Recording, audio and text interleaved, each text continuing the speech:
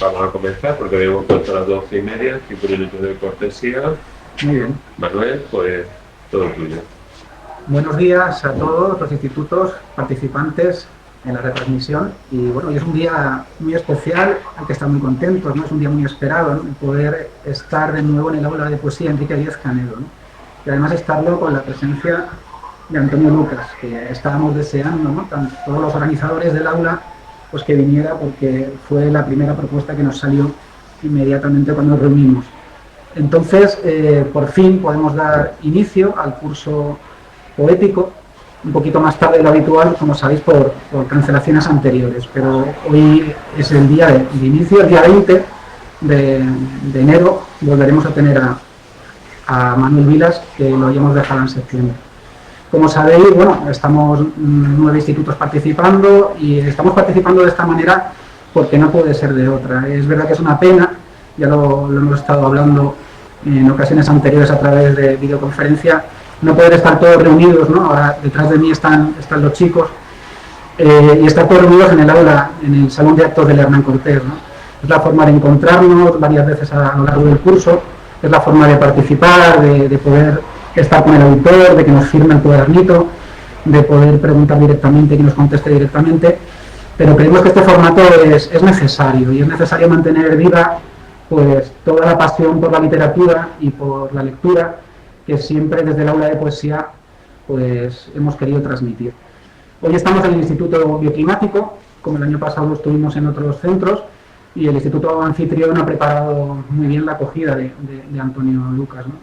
Antonio Lucas, no quiero desvelar lo que van a decir las compañeras ahora, porque Adriana y Victoria son las dos alumnas que van a presentarlo y nos van a poner al tanto de la obra, pero es una persona que está en primer orden, ¿no? De lo que es la literatura y el periodismo, sobre todo en España. Es un gran articulista y columnista del periódico El Mundo, además que dirige el suplemento cultural, La Esfera de Papel, y toda la actividad literaria que lleva a cabo a lo largo del periodismo. También yo creo que es literatura, ¿verdad? Entonces, pues bueno, podemos seguirlo. Lo digo un poquito porque a veces un cuadernito, un libro nos echa para atrás, pero si nos metemos en las redes podemos seguir a Antonio Lucas. De hecho, hace poco tuve la ocasión de ver una entrevista que le hiciste a Guillermo Arriaga, Sí. con un novelón que se titula Salvar el Fuego, que yo no he leído, y además es un novelón que yo creo que a cualquiera de vosotros os podría interesar, porque es súper fuerte, hablando así como vosotros habláis. Es una novela que pasada película sería un pajote, ¿verdad? Terrible.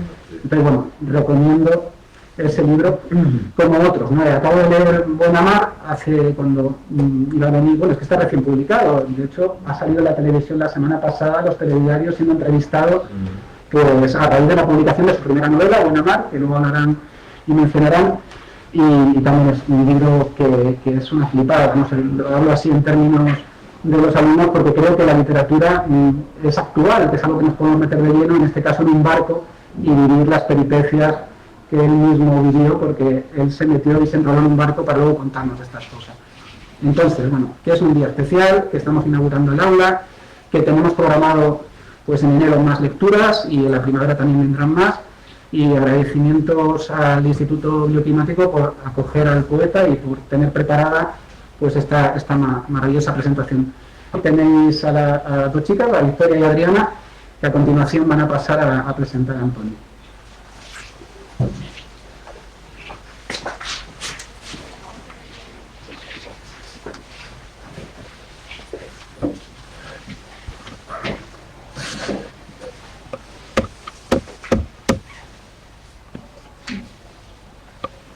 Cuando queráis.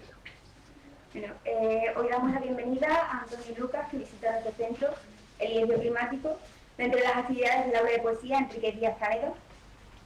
Antonio Lucas es escritor, poeta y trabaja como columnista en el diario El Mundo y como director de su suplemento La Esfera de Papel. En el año 1995, con 20 años, fue premiado con un accesit, el premio Adonais, por el libro Antes del Mundo. Y desde entonces ha publicado un total de 7 libros de poemas, algunos galardonados con prestigiosos premios, otros como el Loewe por su libro Los Desengaños, o el premio Generación del 27 en el año 2019 por Los Desnudos. Antonio Lucas también ha escrito sobre fotografía, pintura y escultura en distintas publicaciones, así como ha aparecido en importantes antologías poéticas. Podemos verlo habitualmente en sus artículos en El Mundo, en los que le toma el pulso a la vibrante actualidad literaria y cultural. Recientemente, en este otoño, ha publicado la novela Buena Mar, una novela que trata sobre los pescadores que se toman la vida en las temibles aguas del Gran Sol, un caladero al oeste de Irlanda. El narrador, un periodista que se embarca por primera vez en un barco de pesca de altura, nos narra el día a día en aguas tan difíciles y peligrosas, mientras él reflexionará sobre la vida y una relación en crisis. Fuera de sitio es la recopilación de su obra publicada por la editorial Visor. Ahí se recogen los 5 primeros libros publicados en distintas editoriales. El poeta Felipe Benítez Reyes abre el libro con un prólogo que nos aporta unas claves para poder entrar en el universo literario de Antonio Lucas. Su poesía comienza, según Benítez Reyes, siendo una poesía de ascendencia simbolista e irracional que surte de imágenes y símbolos alucinatorios, influido por poetas como Lautréamont, Rimbaud o Jules Lafont. Es una poesía que seduce, y se seduce por la oscuridad y el brillo, por la solemnidad de las sugerencias que se sobreponen a la exactitud convencional del significado. Es una poesía que busca la emoción. Las imágenes visionarias, barroquistas en algún momento, que nunca se van a ir, sin embargo, por los derroteros de la exageración o la grandilocuencia. Porque los poemas poseen su propio antídoto, un giro de naturalidad, un lugar reconocible, una referencia literaria que van a servirnos de anclaje. Se trata de poemas de los que hay una muestra en el cuadernillo, que acumulan evocaciones, sentidos, plasticidad, que crean un territorio para la emoción donde el lector queda fascinado y atrapado. Los últimos libros publicados, Los desengaños y Los desnudos, nos dejan atrás la formulación irracional y los símbolos que sí parecen haber cambiado tanto en tono como en forma. Una poesía que se ha hecho más sencilla en su formulación, a la par que propone una lectura más crítica del hombre y de la sociedad de fondo.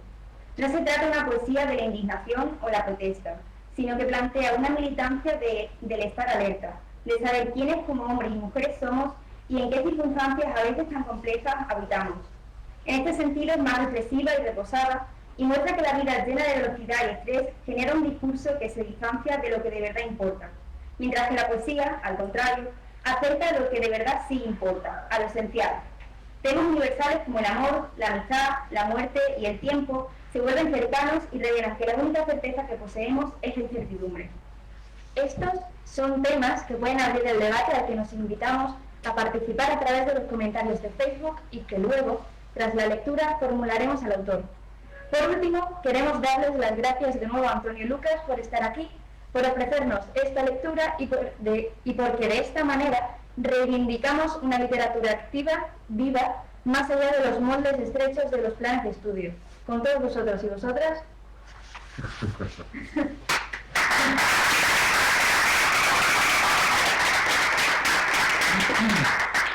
Bueno, pues buenos días y muchísimas gracias a Adriana y a Victoria, que han hecho una disección estupenda de mí, como buenas entomólogas, ahí pinchándome en el corcho, como pinchan los entomólogos a los insectos, y luego, bueno, han repasado mi poesía y mi escritura con una lucidez y una sagacidad que a mí me asombra, porque yo no la tengo. No, yo no sé hablar de lo mío como han hablado ellas, con ese destello tan inteligente, así que mil gracias a las dos por el esfuerzo, por el trabajo y por la generosidad. Y luego, muchísimas gracias a Laura Díaz Canedo por la invitación. Para mí es un privilegio estar aquí, porque os confesaré que es la primera vez que vengo a Badajoz. No conocía esta ciudad, bueno, no la conozco mucho porque he llegado a las 12 y directamente Manuel me ha traído aquí al bioclimático, pero es una maravilla y es un honor estar en este territorio que digo, ya decía que no conozco, pero espero venir más veces y conocerlo bastante mejor. Y sobre todo es otro motivo de entusiasmo participar en el aula Enrique Díaz Canedo, donde han pasado tantos maestros míos, tantas maestras, tanta gente que ha sido para mí importante en mi educación sentimental, en la poesía y en la vida y en el periodismo y en esas cosas que a mí me gustan, que a mí me importan y que seguro que vamos a compartir aquí entre todas y entre todos en un rato estupendo de lectura y de curiosidad y de preguntas y de dudas y de asombros, que es lo que nos da la poesía, lo que nos da el periodismo, lo que nos da la literatura. la capacidad de preguntarnos, la capacidad de abrir, pues eso, espacios de revelación, ¿no? Que es lo que yo cuando tenía vuestra edad y venían poetas o músicos o escritores o escritoras a mi instituto, yo estudié en el Instituto Montserrat de Madrid, pues cuando venían todos los compañeros y compañeras, todos los chavales, estábamos flipando y alucinando con quién venía, a ver qué nos encontrábamos y sobre todo con qué material jugábamos para plantearnos y preguntarnos cosas de la vida y cosas que nos importen, ¿no? Yo creo que un sitio como el Bioclimático, una red como la que tenéis aquí en Badajoz, es un privilegio. Probablemente ahora no lo veáis así y consideréis que es un peñazo estar escuchando a esta gente, pero con el tiempo, yo ya tengo 45 años, pero alguna vez estuve allí, sentado como vosotros, y yo era muy mal estudiante, también debo decirlo, yo era un estudiante pésimo, era tremendamente mediocre como estudiante. El privilegio que tuve es que tuve unos profesores tan extraordinarios que de algo como yo, que era pues eso, un tipo bastante poco estimulado para el estudio, hicieron algo más o menos potable, que es, para fortuna de mi madre, lo que soy, ¿no? Yo reconozco que estar en un instituto y estar en un espacio así a mí me trae todos los mejores recuerdos del que probablemente junto a la universidad fue el mejor periodo de mi vida, el periodo más insolente, el periodo más gamberro, el periodo más vivo, el periodo más efervescente, el periodo donde yo descubrí más cosas en mi vida, el periodo donde más me reí, más sonreí y más sentí. Yo eso, ya digo que al llegar a las aulas, me gusta mucho ir a los institutos a hablar con los chicos y con las chicas que sois, pues porque no solo porque recuerde el que yo fui, sino porque siempre me llevo ese calambre de energía que vosotros transmitís y también las dudas que yo me llevo saliendo de los institutos diciendo, caray, estamos en un mundo mejor, estamos en un mundo peor, esta gente me cuenta historias que a mí me interesan, porque a mí me interesa más lo que me cuentáis vosotros que lo que me cuenta mi generación, entre otras cosas porque vosotros tenéis perspectivas mucho más novedosas de las que podamos tener los que ya hemos pasado la barrera de la juventud. Pero bueno, dicho eso, la idea es leer algunos poemas para, bueno, pues si os apetece, para que hablemos de lo que la poesía supone en la vida, por lo menos en la mía. Estoy seguro que a algunas de vosotras y de vosotros os gusta la poesía, o si no os gusta la poesía, os gusta la música, os gusta os gusta el trap, os gusta el hip hop, os gusta lo que hay ahora sonando por ahí, donde hay letras extraordinarias, donde uno vuelca y desaloja un montón de emociones, de desafectos, de afectos, en ese tipo de letras. Cuando uno escucha a un buen cantante, una buena cantante que sabe gallear,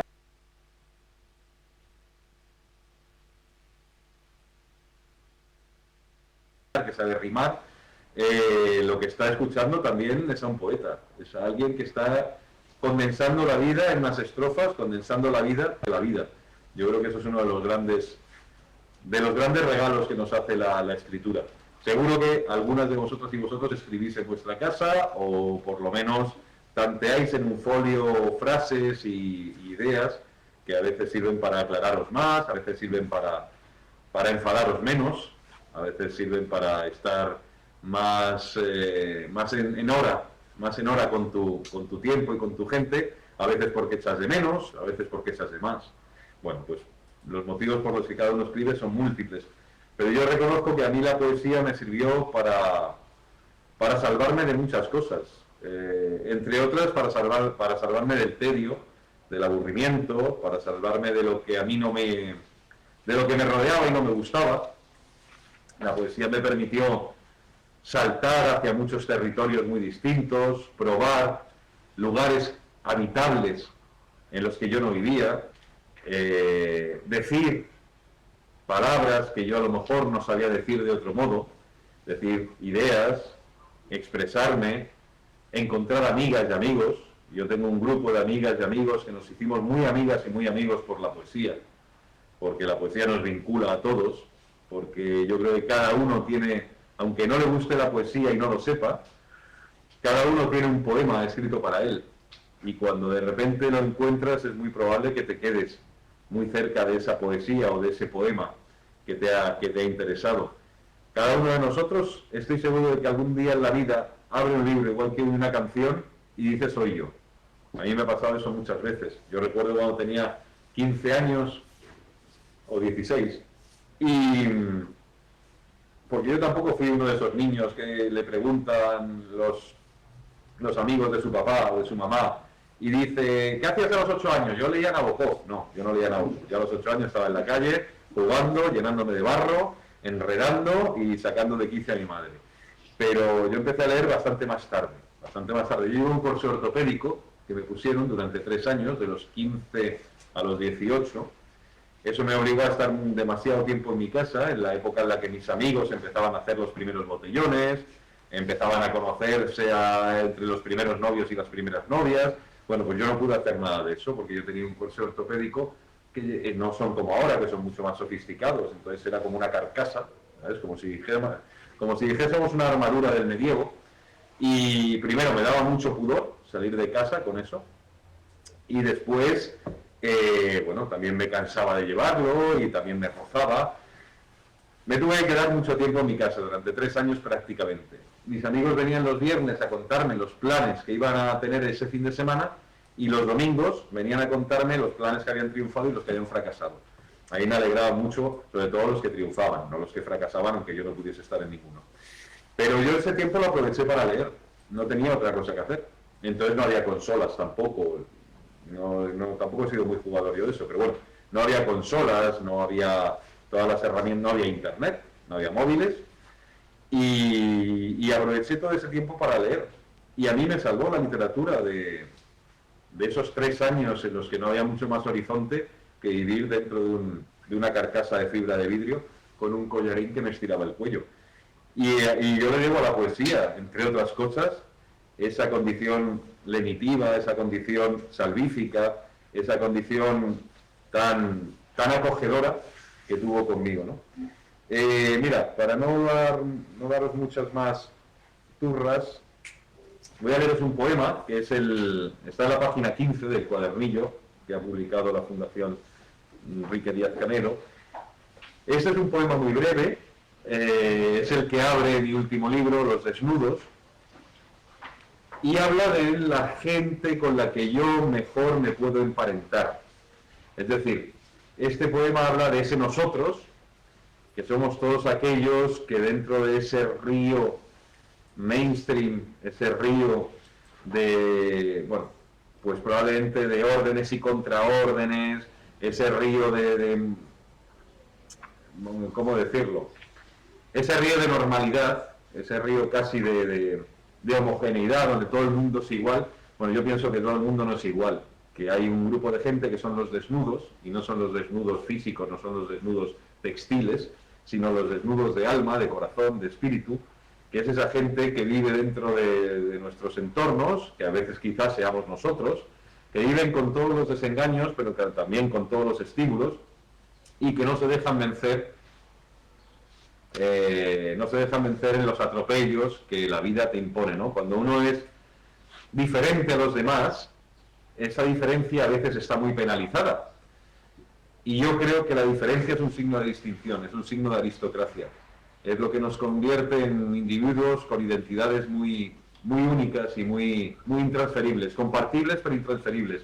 Yo creo en los distintos, creo en los diferentes, creo en los ajenos a la norma, creo en los que se confeccionan su propia ética y su propia condición de convivencia, creo en esa gente que de algún modo nos enseña que se puede ser mejor siendo de otra manera, ¿no?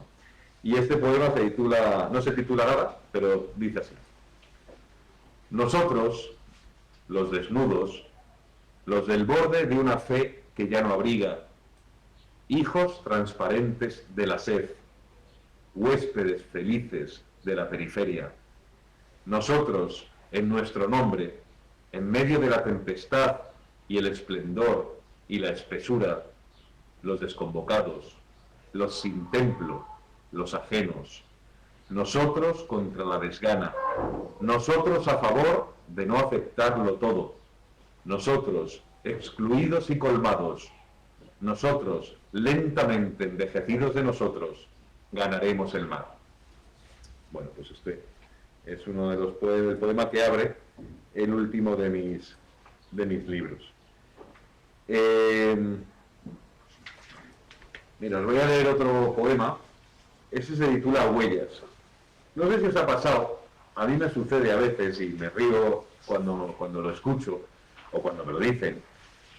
Esa gente que dice que en la vida siempre hay que dejar huella, ¿no? Que uno debe dejar huella en la vida y que en la vida se ha venido aquí a hacer surco y a que se note por dónde han ido tus pasos, a que dejes esa sensación de herencia, no de herencia económica ni física, sino esa herencia. Bueno, pues yo no creo nada de eso. Yo creo que uno tiene que vivir la vida como quiera vivirla, como deba vivirla, con respeto a los demás, siempre dentro de ese espíritu de concordia y de convivencia y de equilibrio democrático, es decir, respetar a los otros, hacer que los otros te respeten a ti, entender que los otros deben respetarte a ti también, no aceptar humillaciones, no aceptar ningún tipo de atropello.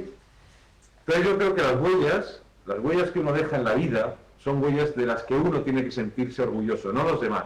No tenemos que dejar huellas para que los demás nos aplaudan, para que los otros nos consideren mejores por haber hecho no sé qué. Es uno el que hace recuento de vida de vez en cuando, no hace falta ser muy mayor para eso.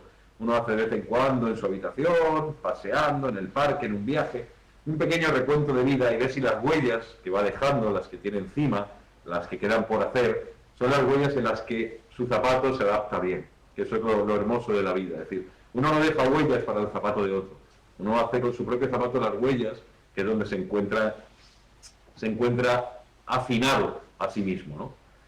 Bueno, pues este poema habla de eso, ¿no? De que la vida no es tan importante dejar huella como vivirla con toda la intensidad, y al final, si se ha vivido con intensidad y se ha vivido bien y se ha vivido con decencia, esa huella, sin que nosotros lo pretendamos, va a quedar en los otros, en los demás o en el ambiente, ¿no? Huellas.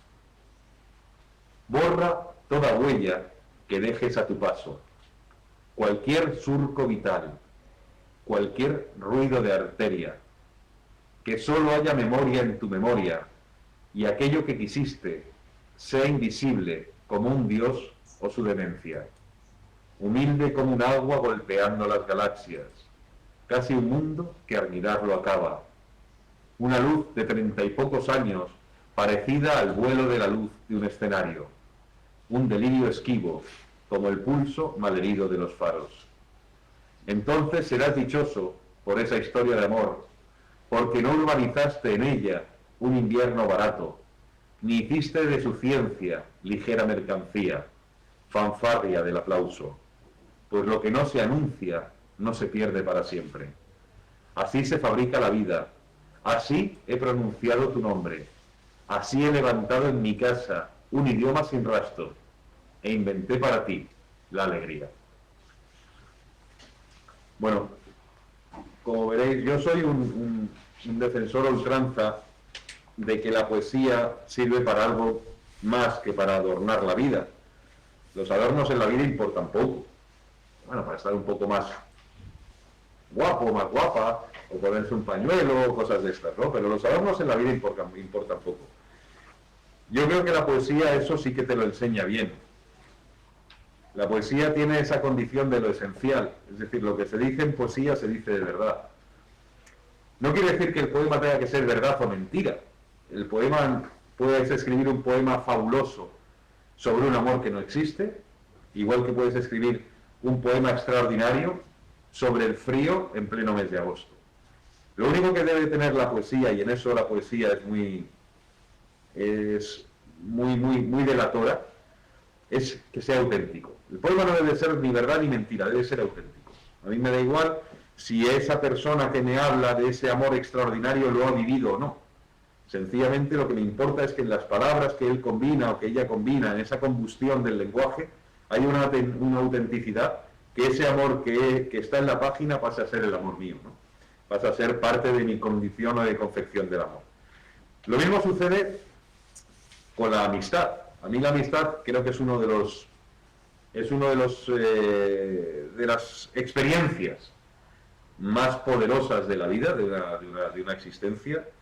Es muy difícil vivir sin amigos y sin amigas, es muy difícil no entregarse a los amigos y a las amigas, es muy difícil mantener la amistad. Yo creo que la amistad es una combinación de riesgo, de nobleza, de lealtad, de comprensión, nunca de condescendencia, de comprensión. Es decir, en esos equilibrios y en esos márgenes raros en los que las personas nos vinculamos por los apetitos que sean, porque de repente encontramos en el otro esa otra parte de nosotros que nos gusta, o porque encontramos en el otro esa otra parte de la vida que nos compensa, que nos equilibra con algo o que nos desequilibra.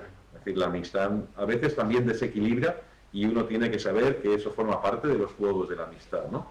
Y del recorrido de la amistad. Bueno, pues la amistad es uno de los espacios que a mí me ha dado la poesía. No solo los poetas a los que he leído con tanto entusiasmo de otros siglos y que he considerado compañeros de viaje. Yo puedo hablar de Juan Ramón Jiménez, de Federico García Lorca, de Miguel Hernández, de Concha Méndez, de Wisława Szymborska, es decir, de tantos poetas y tantas poetas que de verdad son mis amigos.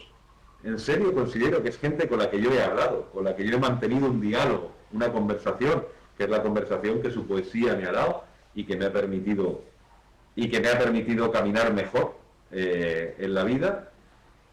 Y luego me ha dado los amigos los amigos reales, los amigos inmediatos, esos amigos arteriales que uno tiene al lado y toca y con los que se ríe y con los que bebe. Yo fumo, cosa que no debéis hacer, y con los que fuma, y con los que sale al campo o al cine. Es decir, los amigos de mi vida de verdad. No es que la otra no lo sea, pero es una vida más mental que de verdad. Y este poema habla de eso, habla de lo importante de la amistad. Y yo, que ya tengo la edad en la que he perdido algún amigo, de lo importante que es fijar en la memoria esos instantes auténticos, esos instantes tan poderosos que la amistad nos entrega. La amistad, o el amor, o la relación con un padre, con una madre, con un hermano, es decir, digamos que toda esa galaxia de los afectos más puros y a la vez más hermosamente primitivos, ¿no? Y la amistad es un afecto muy primitivo, es una experiencia muy primaria, es una experiencia muy poco sofisticada, es una experiencia que no necesita de demasiada teoría. Se tiene un amigo o no se tiene un amigo, no hay más jaleos. Se quiere a un amigo o no se quiere un amigo. Y es muy triste la vida cuando no se quieren unos amigos. Amistad.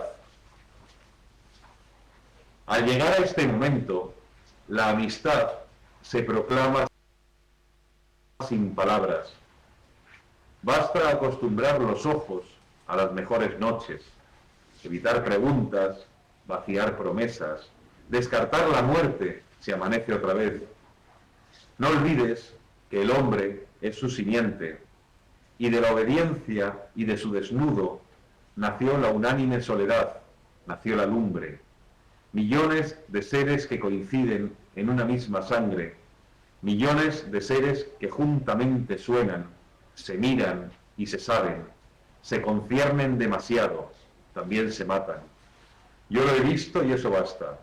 Amar es la otra vida que han hecho de su vida, y traen bajo los párpados países hechizados, el nombre de una madre cosido al agua de nacer.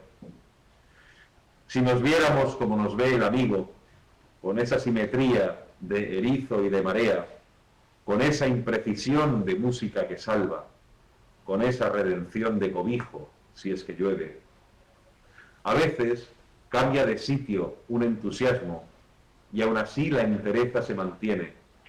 Una mitad de fiesta y otra de espanto, y la música gigante en nuestro cuarto de jugar. ¿Qué otra cosa importa? Así se hace la vida, y es difícil distinguir un mapa del extravío que propaga. En la amistad está todo cuanto quieres, para no caer un poco más. ¿Cómo será mi vida cuando alguno falte?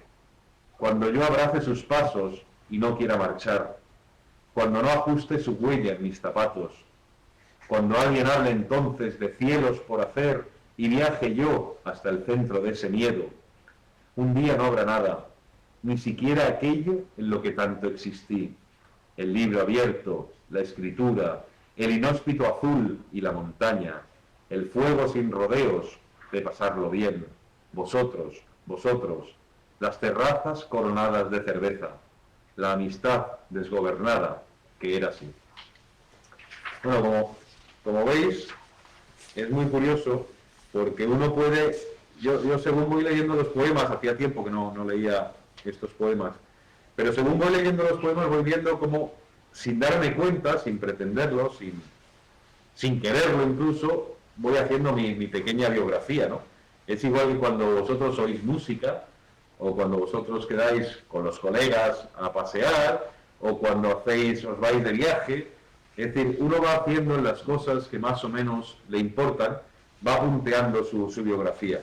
Yo la mía la vuelco en la escritura, la vuelco en la poesía, la vuelco en la literatura, porque es el lugar donde mejor me encuentro, porque es el sitio donde más tiempo paso en mi vida, porque es el espacio donde yo me he llevado menos decepciones. A mí la literatura no me ha decepcionado, nunca. Mira que hay libros malos, Hay libros malos, pero vamos, hay toneladas de libros malos. Bueno, pues hasta en algún libro malo uno saca una frase buena, y a veces queda eso justificado.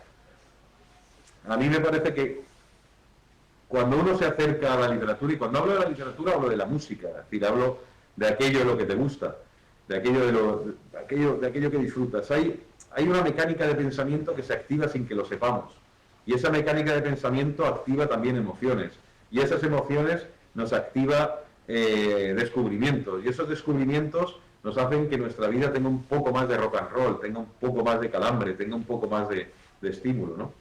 A mí me parece que lo mejor que nos da la lectura es que nos convierte en alguien, en seres con criterio, y la poesía, entre otras muchas lecciones, nos enseña a decir no. Y en la vida es muy importante saber decir no cuando hay que decir no. Saber decir no cuando ese no está cargado de sentido, no el no caprichoso, el sí caprichoso, sino el no del criterio. Y eso a mí me lo ha enseñado la poesía. La poesía es un gesto también de rebeldía. En un mundo como este, al que a nadie le importa ya la poesía, cada vez somos menos, no os imagináis el gesto de resistencia que te enseña la poesía. O sea, esa manera de no aceptar lo irremediable. Eso es una cosa de gente entregada ya. Es decir, la vida, la poesía, la literatura, la escritura, la filosofía, aquello que nos quieren quitar, aquello que nos quieren esquilmar. La filosofía quieren hacerla desaparecer de las aulas, la literatura cada vez pesa menos y afortunadamente nos salvan los buenos profesores o buenas profesoras que tenéis. El mundo se tecnifica, el mundo pierde memoria, el mundo está enfocado a que seamos los consumidores de las redes, de Internet, de toda esa herramienta que es muy favorable y es fabulosa, pero también tiene su parte de trampa. Pero su parte de trampa no por los peligros que encierra, los peligros reales, sino su parte de trampa por la manera que tiene de amortiguar nuestras ganas de decir no, nuestra capacidad de rebeldía. No somos iguales, no debemos ser iguales, y Internet intenta que todos seamos iguales. Bueno, esos son jaleos, pero la verdad es que yo le debo a la escritura, le debo a la literatura el haber encontrado, como decía antes, gente que me ha enseñado a saber decir no, a saber decir que la vida se concreta en lo pequeño, que uno es lo que es probablemente por las cosas minúsculas que a veces no sabe deducir de sí mismo, ¿no? Y para eso sí me sirvió este poema que se llama Tregua.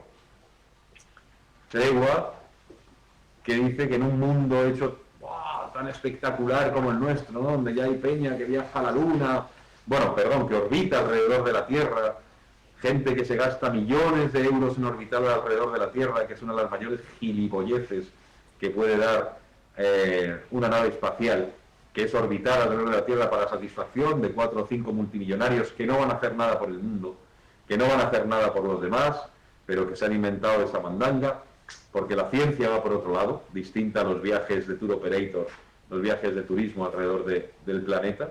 Bueno, pues ante esas cosas uno dice, joder, la vida se concreta mejor en lo pequeño, la vida está mejor en los lugares en los que uno es capaz de manejar su vida, ¿no? Y de ahí viene este poema.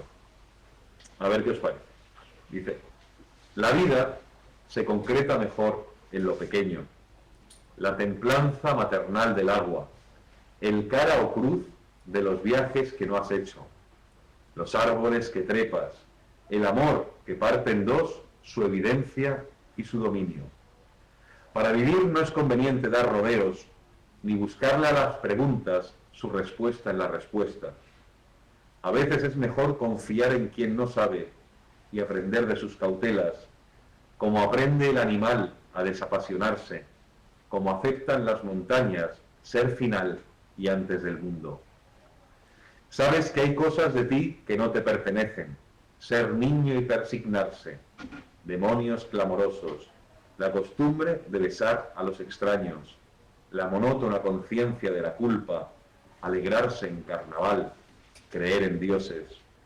Pero eres parte de tu siglo, de su bárbaro jolgorio, millones de hombres que se matan y se agotan en oficios rigurosos y hablan entre sí, aunque no laten por nadie, y solo han aprendido a estar ya solos, solos como cuelgan los disfraces, solos como dos espejos solos, solos como suena el llamarse incluso Antonio.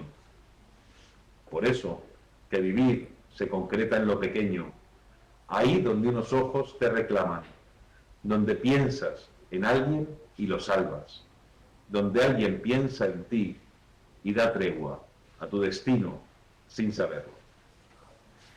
Bueno, pues eso.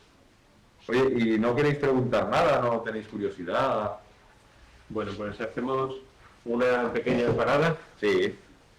Y yo sé que teníais por ahí alguna preguntita, los que estáis en clase preparada, y vosotras dos también, si queréis preguntar alguna cosa, ¿vale?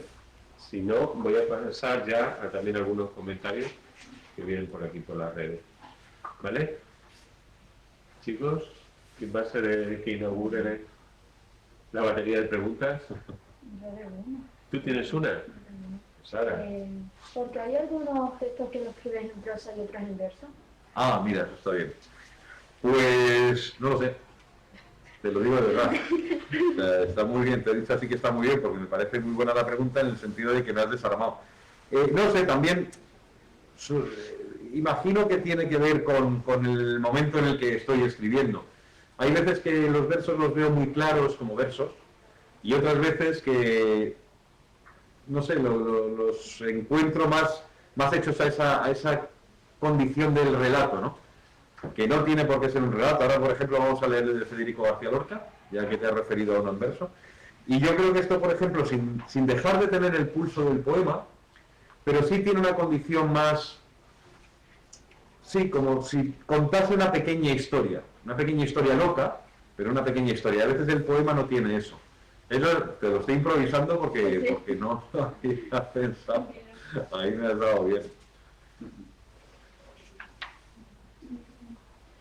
En la mayoría de los poemas hablas del mar. ¿Por qué? Sí. Jo, qué buena pregunta también. Pues mira, a mí el mar me fascina. Yo soy de Madrid, con lo cual me pasa como a los de Badajoz, que no. Entonces, es curioso porque a mí el mar me seduce mucho, me da mucha calma, a la vez me llena de misterios la cabeza, porque, caray, qué vida la del mar, ¿no? Yo he publicado una novela que se llama Buena Mar, en la que yo me fui a vivir durante 21 días con unos pescadores gallegos al Atlántico Norte, al Océano Atlántico Norte, en un barco arrastrero, de esos que tiran las redes y levantan del mar los peces. 21 días sin ver tierra, 21 días en uno de los peores mares del mundo. Las olas nos pasaban por encima del barco, olas de 8 metros, pues casi todos los días, un mar lleno de peligros, un mar lleno de gente muerta, no por las condiciones tan perversas, terribles del estrecho, de gente que huye de sus casas, sino de marineros que han naufragado allí. Y es curioso cómo ese mar a mí me provocó una enorme manía. Yo hasta ahora, tú dices, en tu poesía hay mucho mar, es verdad, hay mucho mar porque es un lugar que para mí es un lugar de acogida, un espacio muy plácido, un espacio donde yo me siento y bueno, el tiempo se me va pasando y se me va echando encima con una dulzura maravillosa. Bueno, pues cuando estuve con esta gente en 2018 viviendo, como digo, en uno de los caladeros de pesca más peligrosos del mundo, que se llama Gran Sol, que está entre los paralelos 48 y 60 del Atlántico Norte, camino de Canadá. 21 días sin ver tierra, 21 días en unas condiciones infernales, donde las rachas de sueño son de 3 horas al día. Las pocas veces que podíamos salir a cubierta, porque el mar era un mar muy crespo, yo miraba ese mar negro, ese mar que se va rizando, rizando, rizando, y al final desarrolla unas olas que tienen como espumas, como filas de dientes, ¿no? Las espumas parecen filas de dientes que van a por ti. Me di cuenta de que yo no conocía el mar. El mar que conozco yo, que es el que conocéis vosotros, el mar de la orilla, que bueno, es un fragmento del mar, pero el mar de verdad es el mar que está dentro. Ese mar que no quiere inquilinos. Ese mar que, si lo pensáis bien, es el único espacio no habitable de la Tierra. Tú puedes vivir en lo alto de una montaña, en un desierto, en la selva, en un pueblo deshabitado y ser la única habitante. Pero nadie vive en el mar, pensadlo. En el mar se camina, o sea, se pasa de un lado a otro, es un lugar de tránsito. Y ahora yo no sé cómo será la poesía que siga escribiendo a partir de ahora, pero es muy probable que nos veamos dentro de unos años, que tú estés ya en la universidad y me digas, ¿por qué desapareció el mar de tu poesía? Dice, porque le di la peor cara, la cara más salvaje, la cara más asesina, la cara más feroz, la más terrible. Y esos hombres que ahora, mientras tú y yo estamos hablando, o mientras nosotras y nosotros estamos hablando, están ahí arriba, en el peor de los mares posibles, sacando el pescado. Cuando uno conoce ese mar, se da cuenta de que lo que conoce es la parte más perfumada y más adornada del mar. Pero el mar es alucinante. Es como cuando alguien te dice, bueno, yo sé lo que es la selva porque he ido al jardín botánico y he visto plantas carnívoras. No, tío, eso no es la selva. Eso es un trozo de la selva que te han puesto en Madrid en el jardín botánico. La selva debe ser terrible, ¿no? Bueno, pues la vida es terrible en el mar. Absolutamente terrible. Ay, perdón. Disculpa, pensaba que... No, que tengo una chapa yo... No, bueno, voy a hacer una pregunta de las que me formulan aquí. Claro. Del Centro de Educación para Adultos Abril, dice, nos gustaría mucho que él leyese tu poema, perdona, tuteo, Sí. Herencia, y si es tan amable que comente si es pesimista o simplemente realiza una reflexión sobre la condición humana. Herencia. Vale. No sé cuál es, pero lo vamos a encontrar. Aquí está, página, gracias. Página 8. A ver.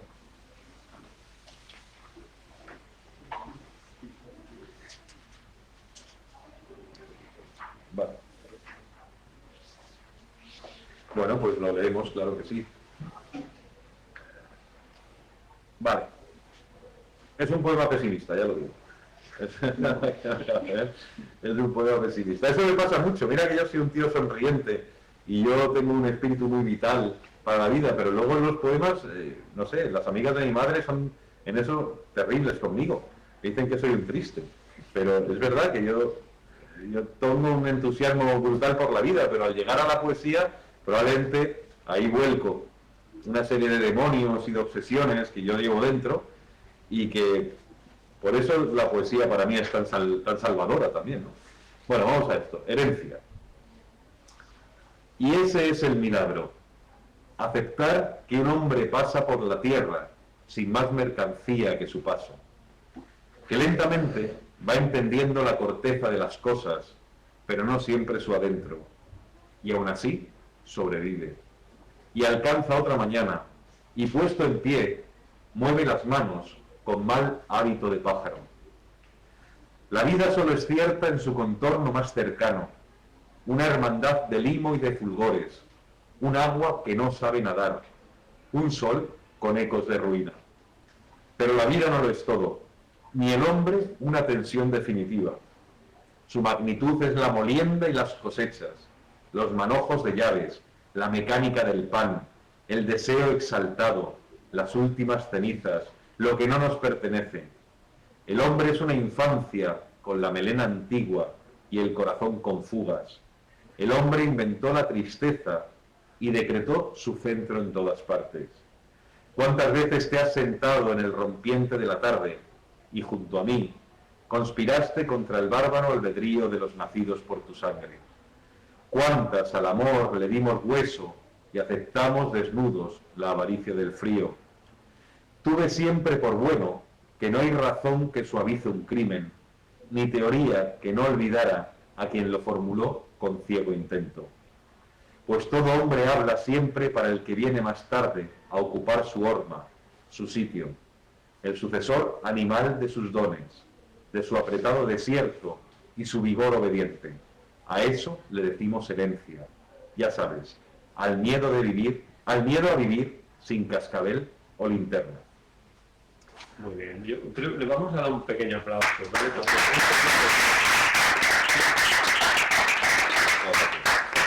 Y voy a formular una pregunta que escribe Francisco Prieto. Ajá. Dice, ¿a qué edad publicaste tu primer poema? El primer poema a los 15 años, en una plaquette, un cuadernito como este, más pequeñito. Éramos 3 amigos, yo llevaba el pelo muy largo entonces. Llevaba el pelo muy largo, otro también lo llevaba largo, parecíamos las grecas, ahí, en esa foto. Otro, Andrés, también lo llevaba muy largo y Miguel lo llevaba corto, el que daba la sensación de más riguroso. Y sí, teníamos 15 años. Y yo recuerdo que el primer poema que él publicado en esa plaqueta era a una compañera mía, que se llamaba Inma, del instituto, que me gustaba mucho, que se fue con Andrés. Pero da igual, nos hicimos muy amigos. Bien, ¿tenéis otra preguntita por ahí para hacer? Sí, por favor. El primer poema que has leído no tenía título, era algo... ¿El de? Perdón, no te he El oído. primer poema que has leído, el de Los Segundos, Sí, no tenía título, No. ¿algún motivo? pues mira, no tiene título porque no se me ocurrió un buen título, porque le iba a titular Los Desnudos, pero claro, a nosotros Los Desnudos, vaya hombre, eso ya está en el primer verso. No tiene título porque además, claro, si lo veis, es que no tengo aquí el libro. Ah, sí, mira, sí, está aquí, mira. Ya verás. Si tú ves, ven, ya verás. Si tú ves, el libro este se titula Los Desnudos, ¿vale? Y este es un poema que empieza en cursiva. Digamos que es como el prólogo, porque luego los demás no. Los demás tienen su título y van en redonda. Pero es como el pórtico para entrar a este libro. Entonces, es un poema que tiene algo también de espíritu del libro, de explicación un poco del libro antes de entrar en él. Entonces, por eso, como ya se titula Los Desnudos el libro, puse en cursiva este porque es una declaración de intenciones de lo que es este libro. Es una... Vamos, casi es un juego, pero a mí me gusta jugar también con estas cosas. Gracias. Nada a ti. Bueno, y otra preguntita que nos hace Francisco Prieto. Dice, ¿ha habido algún cambio de tema entre tus poemas anteriores y los actuales? Me imagino que habla o pregunta sobre la evolución. Claro, y sobre los poemas inéditos, pero ahí lo voy a defraudar, es que no he escrito nada en 2 años, porque como me dediqué a la novela, no tengo poemas nuevos. Entonces, es verdad, lo digo un poco avergonzado, pero también lo digo sin temor, porque 2 años sin escribir poemas, yo leo poemas todos los días. Y lo que he hecho ha sido dedicarme a escribir una novela y dejar la poesía, pero ahora, como decía antes, vuelvo a casa. Entonces yo ahora sé que voy a ponerme a escribir poemas. Cuando termine unos cuantos viajes que tengo que hacer más, me pongo a escribir poesía. Así que imagino y espero, por contestar a Francisco, imagino y espero que algo tiene que cambiar, pero como cambia de libro a libro. Yo sí que noto que mi poesía ha tenido una evolución, pero imagino que la evolución que va al compás de mi vida. Yo me he casado, yo me he separado, yo me he vuelto a casar, yo he perdido amigos, he ganado amigos, he viajado mucho, he dejado de viajar, y todo eso ha ido condicionando un poco mi manera de estar en el mundo, ¿no? Y como tal, la réplica que uno tiene de esa forma de estar en el mundo, por lo menos la mía, es escribir. Hay a quien le gusta el fútbol y la tiene cambiando de base, ¿no? Como cambiando de posición en el campo. Muy bien, pues ya llevamos 1 hora.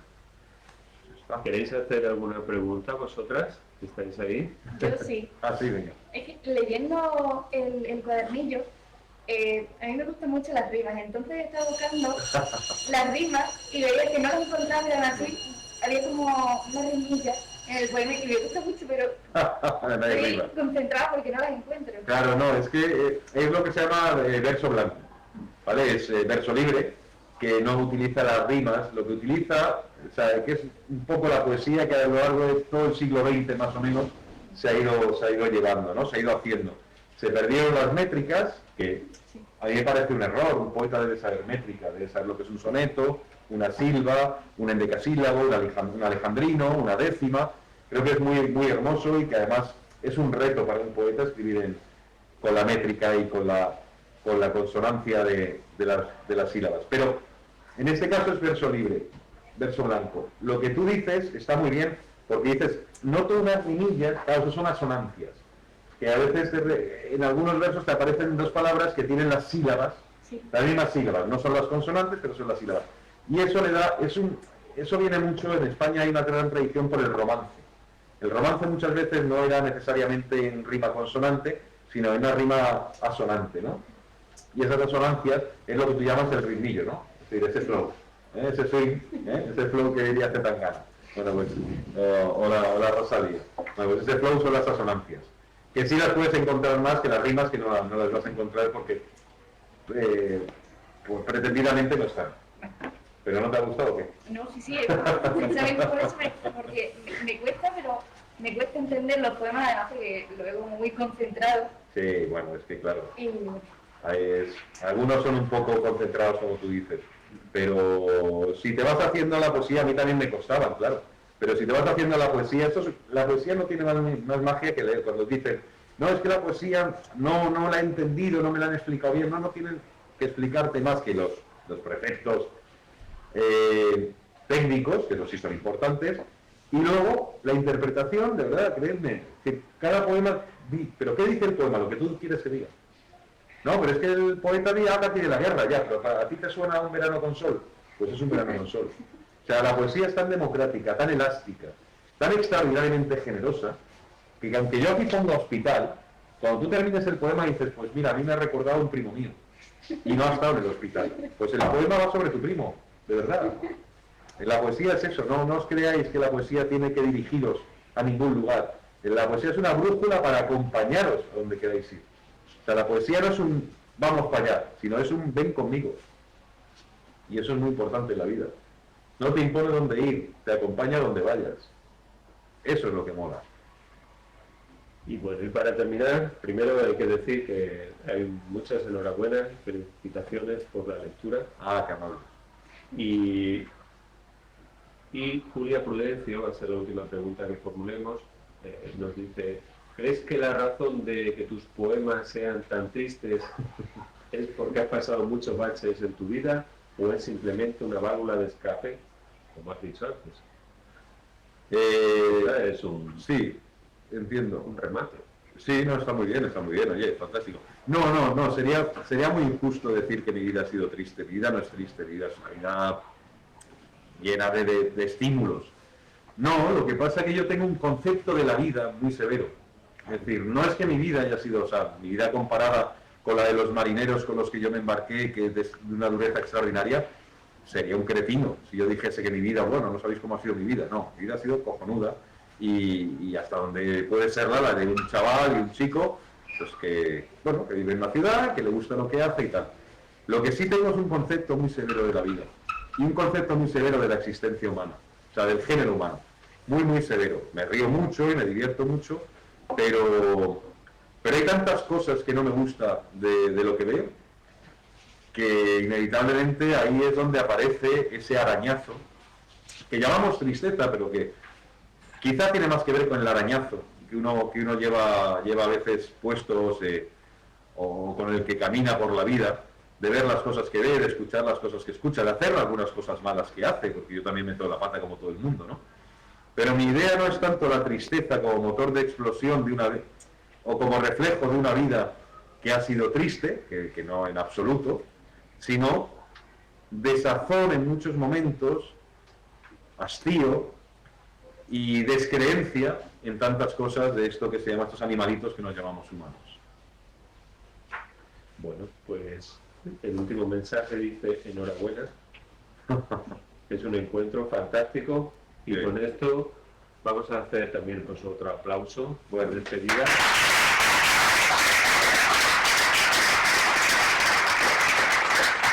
sido un gusto, verdaderamente, escucharte. Y para mí estar con vosotros. Y leer tus poemas. Y nada, damos por finalizada esta transmisión desde el Instituto Bioclimático.